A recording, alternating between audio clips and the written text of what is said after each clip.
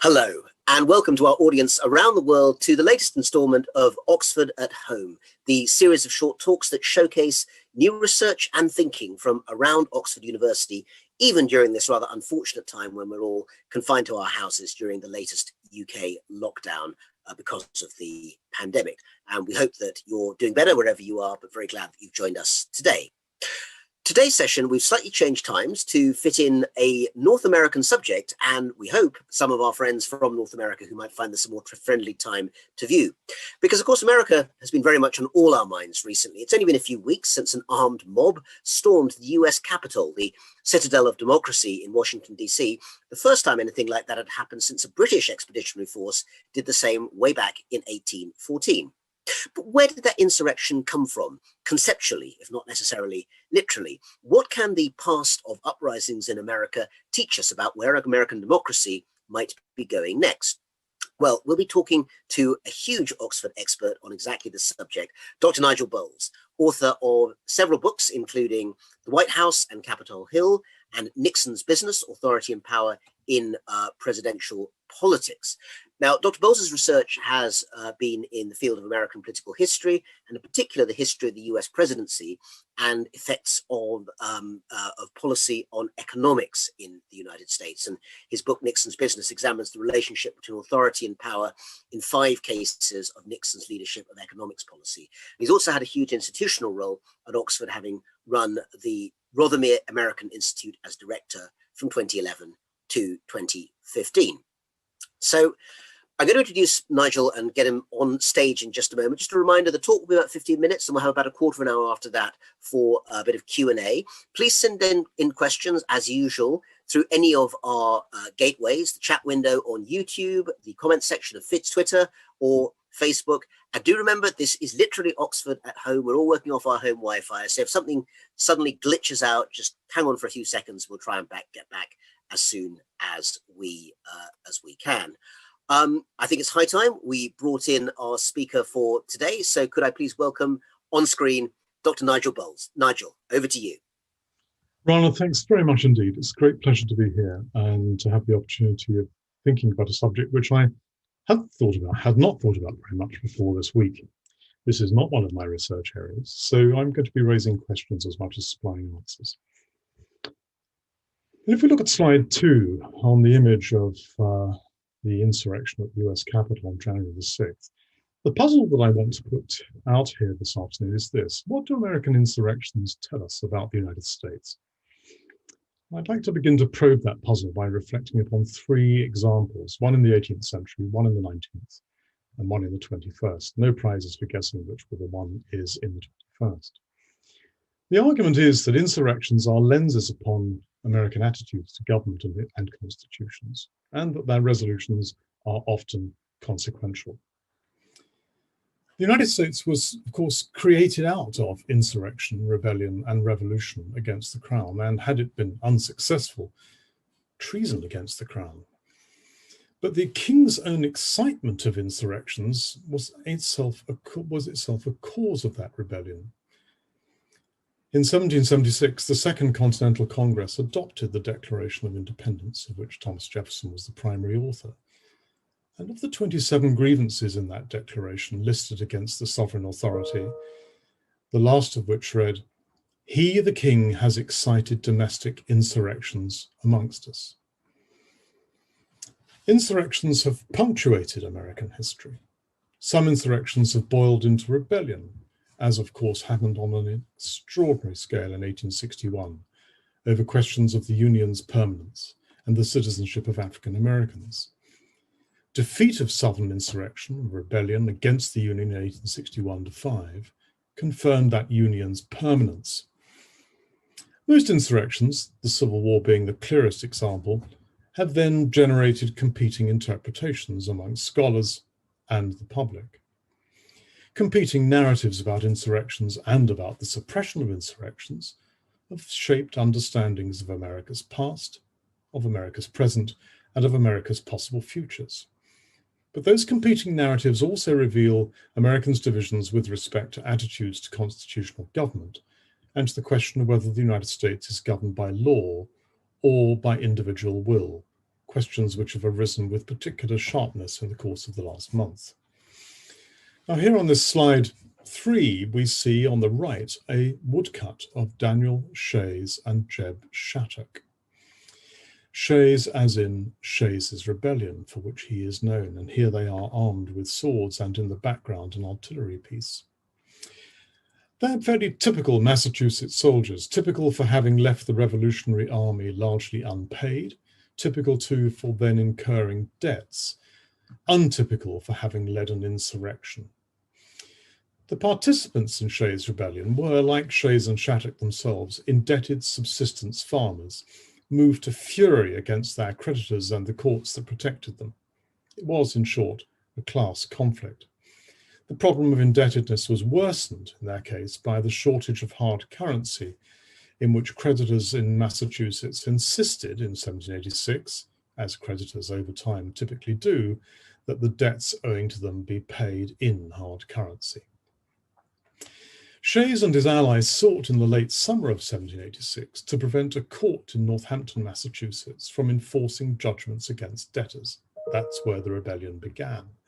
And that rebellion grew into a violent insurgency attempting to prevent courts across Massachusetts enforcing foreclosures of indebted farmers.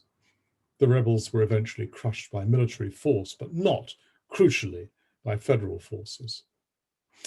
Enter Thomas Jefferson, stage and, in this case, portrait, left, this remarkable portrait by Mather Brown of Jefferson in 1786, at the time of Shays' rebellion. Jefferson found, or affected to find, Shays' rebellion refreshing. Writing to James Madison from Paris in January 1787, Jefferson declared, "Even this evil," referring to the rebellion, "is productive of good. It prevents the degeneracy of government and nourishes a general attention to the public affairs. I hold it that a little rebellion now and then is a good thing and as necessary in the political world as storms in the physical." Perhaps we should pause here to pose questions about this case's broader significance. How measured a judgment is Jefferson's of Shays' rebellion? Is it primarily a normative claim, or is it primarily a politically calculated intervention to distinguish himself from others who reacted very differently to the insurrections in Massachusetts? Jefferson's intervention comes in the context of the growing anxieties and fears among property holders at the implications of Shays' rebellion for the stability of the Republic under the Articles of Confederation. That's the big picture. And as the next part of the talk shows, Jefferson's apparent equanimity in the face of insurrection was not shared by many of his most influential peers. Which brings us to the fourth slide, which is dominated by Charles Wilson Peel's portrait of George Washington in his Commander-in-Chief uniform when leading the Revolutionary Army. And here we focus upon the contrast between Jefferson's apparent welcome for rebellion, and he really did go on about it. God forbid, he later wrote to Madison, that we should ever be 20 years without such a rebellion. Jefferson's apparent welcome on the one hand, and the evaluations of others, including George Washington himself. Washington, together with Madison, Edmund Randolph, and James Monroe, did not welcome Shays and Shattuck's rebellion. On the contrary, it horrified them. Washington wrote in a state of alarm to his friend David Humphreys, "But for God's sake, Humphreys, tell me," Washington wrote, "what is the cause of all these commotions? Commotions of this sort, like snowballs, gather strength as they roll, if there is no opposition in the way to divide and crumble them." Washington added that he was mortified beyond expression that in the moment of our acknowledged independence, we should by our conduct verify the predictions of our transatlantic foe, namely Britain, and render ourselves ridiculous and contemptible in the eyes of all Europe. To Washington and Madison, Shays and Shattuck's political attack upon the centers of public authority in Massachusetts carried a powerful lesson that the Congress lacked both the authority and the capacity to act to prevent that commotion becoming a snowball. The Articles of Confederation had created a void where they might have been established an executive. There was no national authority available to suppress commotions in 1786, commotions and worse. The insurrection accordingly strengthened the case of those such as Washington, Madison, and Hamilton, who thought a new constitution essential, providing for an executive with the authority to act direct upon society. The Constitution drafted at Philadelphia in the summer of 1787, under the benign leadership of George Washington, established just such a federal government. But that constitutional document had to be argued for and ratified.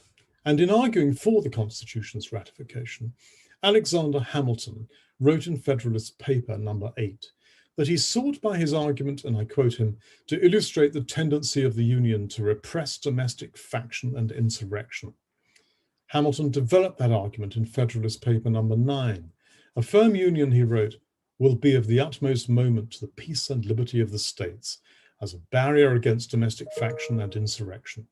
It is impossible, Hamilton went on, warming to his subject, it is impossible to read the history of the petty republics of Greece and Italy without feeling sensations of horror and disgust at the distractions with which they were continually agitated, and at the rapid succession of revolutions by which they were kept in a state of perpetual vibration between the extremes of tyranny and anarchy. Well, the Constitution was ratified, although only just, and despite both ratification of the Constitution and the victory of Union forces in the Civil War in 1861-5, extremes of tyranny and anarchy persisted, as the Wilmington massacre of 1898 bloodily shows, although I could have chosen a dozen other major examples. Here are the horrors of an extreme of anarchy that the United States Constitution, which by 1898 was 111 years old, did not prevent. Here are the protracted horrors of an extreme of tyranny of Southern racial oppression that was scarcely addressed until the mid-20th century, which brings us to Block 5 and this horrifying photograph of the headquarters of the Daily Record, a black-owned newspaper, which had been set on fire by white supremacists that day. 6 blocks from the site of the fire, represented here in this slide, 6 blocks from that fire is a plaque placed by the North Carolina Office of Archives and History. That plaque's text reads simply this: armed white men met at Armory here, November the 10th, 1898, marched 6 blocks and burned Office of Daily Record, as we can see. Violence left untold number of African Americans dead, as we cannot. Led to overthrow of city government and installation of coup leader as mayor, was part of a statewide political campaign based on calls for white supremacy and the exploitation of racial prejudice. Well, the fire was in fact just the beginning of an assault that by sunset on November the 10th had destroyed the Daily Record's headquarters and printing press, led to the murder of some 60 people, all of them black, the overthrow of the city's government elected just 2 days earlier, and its replacement by white supremacists. What happened on that day was very nearly lost to history. For decades, authors of North Carolina's history textbooks cast the perpetrators as heroes, as North Carolinian friends of mine readily confirm. Black victims were falsely described as instigators.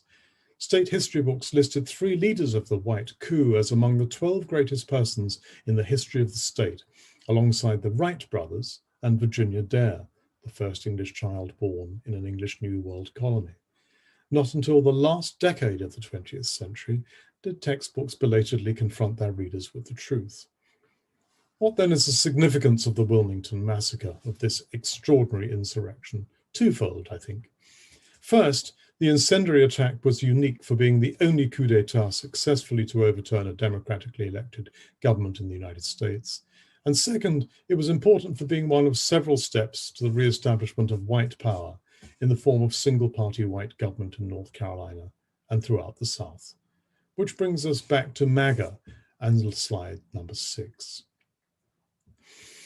When, after the insurrection and defiling of the Capitol by a mob on January the 6th of this month, Congress resumed its official business to confirm the plain fact of Mr. Biden's election as president, no fewer than 8 United States senators and 139 representatives voted to sustain baseless objections to a presidential election.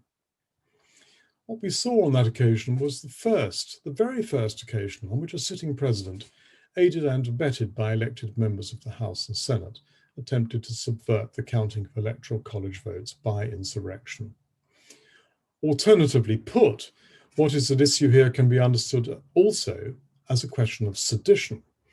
The federal law against seditious conspiracy can be found in Title 18 of the United States Code, which is available online, a title which includes the definition of and provision for punishment of crimes including treason, rebellion, and similar offences.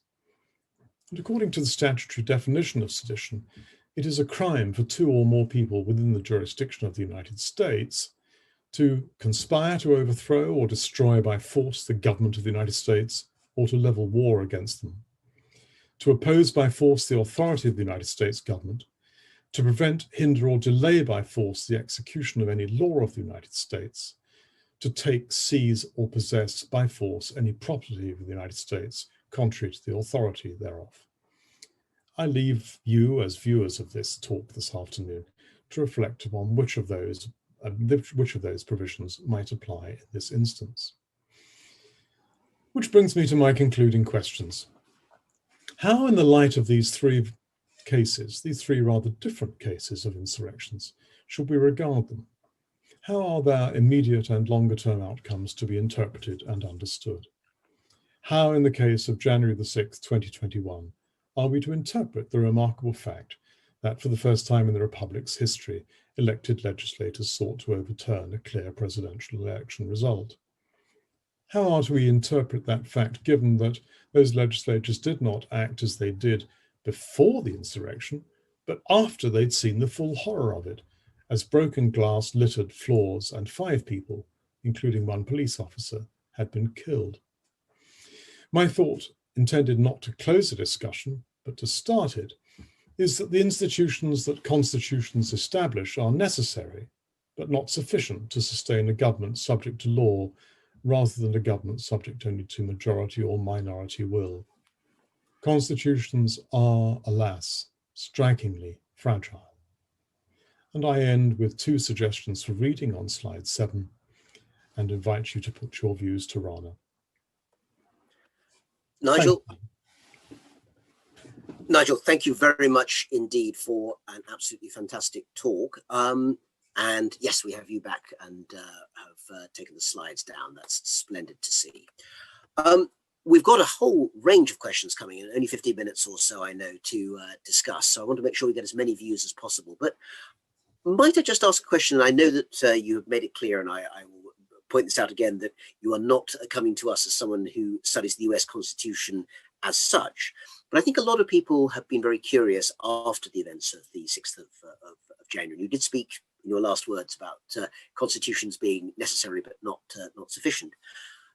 Had the mob had their way and prevented the roll call of states registering their electoral votes, would that in fact have had the effect of preventing the due accession of President Biden, or does it not work in quite that way?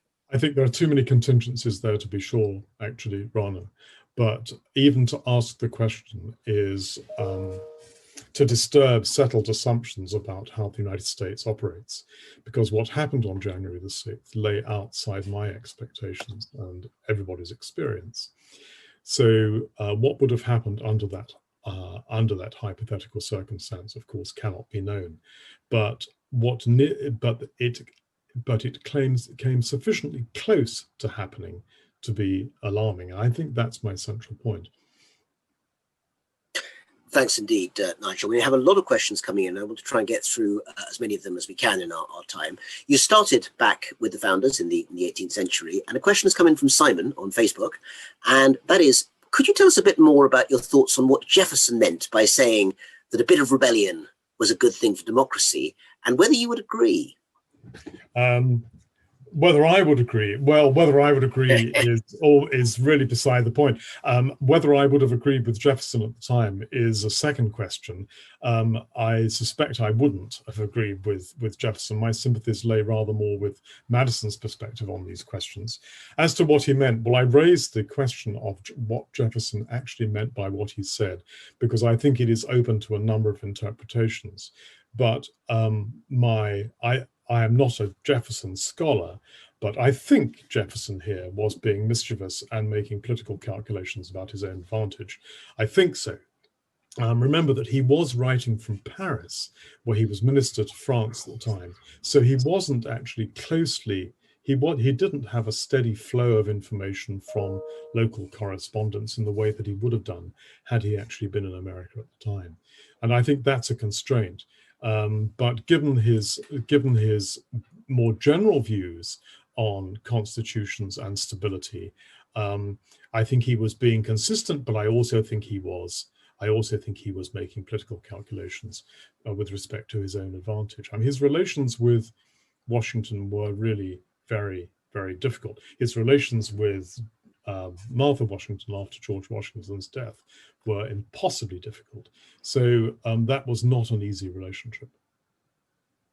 Thank you. I'm going to put two questions together because I think they're coming from a similar set of thoughts. One is from Daniel in Norway. I think it's a new country for us, so delighted to have Norway in the conversation as well. And Daniel asks, does US history leave the country more open to rebellions because, unlike some other countries, they get a good press there? And I have to say, as a specialist on China myself, the one thing you really don't want to be doing if you want to stay on the right side of Confucian norms is to rebel. So actually that American tick is a rather culturally distinctive one. Could I add to that the question that's come in from Sue on Facebook? Actually, is it the same? Yes, no, sorry, Sue on Facebook. That's right. Do you think that the examples in American history that you went through in the talk were an indication overall that actually the events on the 6th of January were always possible? In other words, they do stand in a genuine historical trajectory. So I'll put those two together and throw them back to you, Nigel. Well, let me take the second one first. I think that they do stand in a historical trajectory in as much as they can be, as the events of January 6th can be characterized as an insurrection, but they're also distinctive for the reasons I gave. And I think for that reason, they really stand rather outside the historical experience. It's very difficult to imagine that Jefferson's entertaining of the desirability of the occasional refreshing of the Republic by the spilling of blood would have extended to that sort of assault upon the election and the integrity of the election itself. As to the first question, I simply don't know what role the press plays. I think the ending of the fairness rule in American with regard to American broadcast television in the 1980s has been consequential. I think it has made a national conversation harder, but it is notable that even when national conversations were present, insurrections and rebellions occurred. One thing that occurred to me, I was actually in conversation on the evening of the inauguration for the BBC with Eddie Glaude, who's a scholar of African-American studies at Princeton, and to discuss with him something that seems commoner in the context of the pandemic, but also actually in the aftermath of the insurrection, which is this sort of feeling of a combination of weariness and of trepidation about what's coming next. And it occurred to me that when I read works by African-American scholars, whether it's James Baldwin back in the 1960s or people like Glaude or Michael Eric Dyson and others now, that in a sense the rest of America seems to now be sharing in a sort of jitteriness which African Americans have had to live through as an everyday experience for many, many decades, if not centuries. I find myself wondering if in that rather ironic way, the American experience is being more equalized as a result of some of these events. Well, that's a refreshing, a really remarkably refreshing and interesting question about a rather terrible possibility. And I think the short answer to that is yes, possibly. I mean, African Americans, race figures very prominently in insurrections in American history, and racial motives are have been to the fore in those historical experiences, and that degree that the respects in which African Americans have felt themselves marginalized, systematically marginalized and oppressed under different racial regimes in different parts of the United States over the course of 300 years. It clearly matters enormously for understanding American politics. So I wouldn't dissent from that. I think more generally, rather, that it is true when speaking to Americans, as you and I and our colleagues and friends do regularly, I think that it's plain that the sense of fragility, of trepidation, those sentiments come to the surface pretty quickly in conversation. There is to that extent, I think, rather less confidence in the security of the constitutional order than would have been the case, let us say, 50 years ago.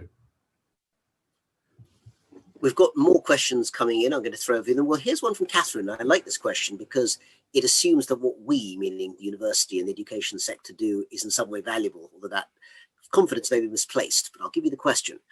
Would people rebel less? I think we mean American people in this case. Would they rebel less if they learned more history or civics? Or would that tell a misleading story about America? So that's a question asked in very good faith. Can we back up any of Catherine's good faith about the value of education, do you think, Nigel?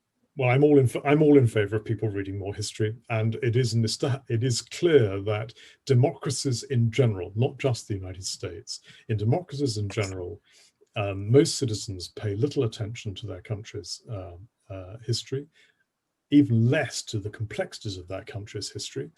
And most citizens pay very little attention to politics, except on those occasions when they perceive it as affecting their lives direct. So if I will happily join in the chorus for the reading of more history. We just ought to note, however, that as was the case with the Wilmington massacre in 1898, as I think I mentioned, that the Wilmington massacre was extensively discussed in North Carolina state history books in schools and universities over the succeeding 100 years. But for most of those 100 years, it was systematically misrepresented as being something that it was not. You are, of course, a very distinguished scholar of the 1960s and 70s in particular.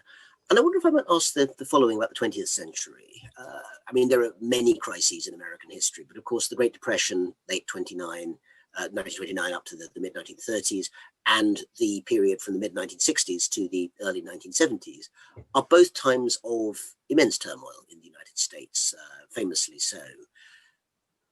How, if at all, could one compare the crisis of the present moment, and I think there's no doubt that America is in a crisis at the moment, despite the election of President Biden.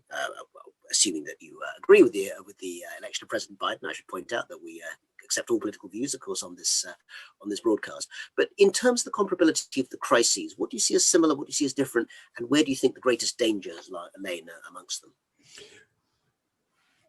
It's such a large subject, Rana. I think so. I'm going to give a short and to that extent inescapably compressed answer to it. And I think it's this.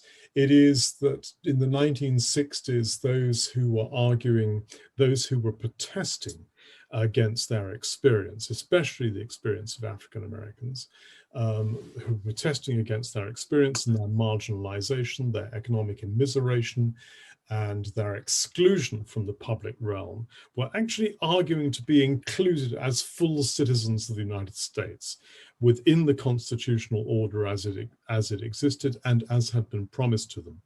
That's very different, I think, from the circumstances of the last several years, when trust in institutions and even belief in constitutional principles has palpably ebbed. Thank you, Nigel. I think we're beginning to come to time, and I've got one more that's come in just now from Jeremy on Twitter. And since it both looks backward and forward, I think it might be rather a nice one for us to end our conversation with.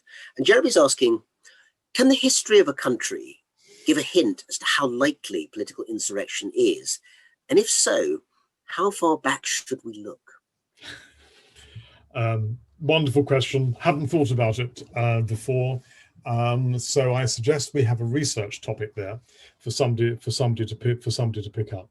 But it's clearly that would be an interesting and clearly an important topic comparatively, not just the United States, but comparatively. And to compare, for example, the United States and Mexico in this context would be rich with possibilities. So I think our questioner, Jeremy, has just supplied himself with, or perhaps somebody else, with a new research area.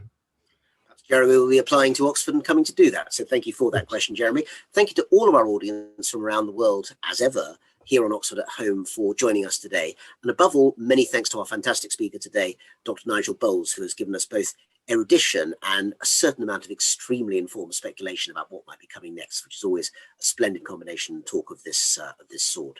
Next week, we are going to hear from another very distinguished Oxford voice, that is Professor Danny Dorling, who's going to be talking about Fintopia. And if you're wondering what that is, it's what we have to learn from Finland. If, like Daniel, you're in not Scandinavia, but technically Fennoscandia, you already know what we have to learn from Finland. But for the rest of us, I hope you will join us and find out more about that. Do remember that you can watch this talk again and find links to all our previous talks via the Oxford at Home webpage. Do also check there for the time of the talk. It changes slightly week by week. Next week, I think we'll be back to our normal lunchtime slot, but do please confirm that. Thank you for being with us. Thanks to Dr. Nigel Bowles, and see you next week for our next instalment of Oxford at Home.